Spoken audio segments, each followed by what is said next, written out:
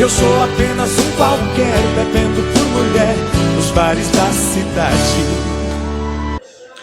E voltando aqui com a sexta parte da continuação da história de Rick e Renner. Em junho de 2018, circularam boatos de que a dupla Rick e Renner poderia voltar. Porém, nem Rick, nem Renner e nem a assessoria pronunciaram-se sobre essa história, o que deixou os fãs na dúvida.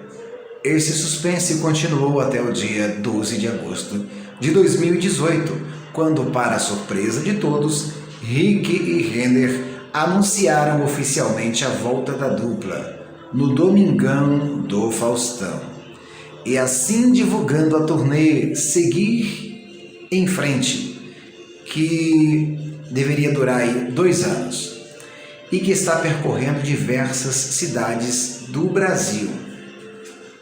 Estaria, no caso. A tour também tem shows internacionais, entre eles países da Europa, Estados Unidos, Canadá, Japão, entre outros. Abre aspas, reconsideramos a volta graças ao carinho que recebemos dos nossos fãs, nos apoiando nessa jornada. Com certeza será um projeto que terá muito amor envolvido, claro, comprometimento sério, detalhou Rick.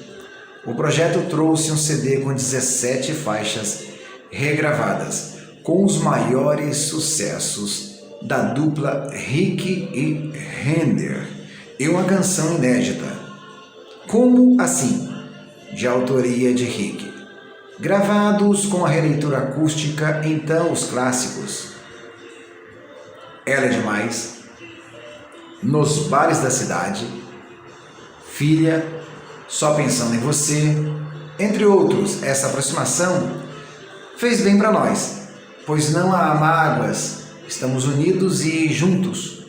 Mal posso esperar para sentir o carinho do público novamente e cair na estrada com meu parceiro, completa Renner.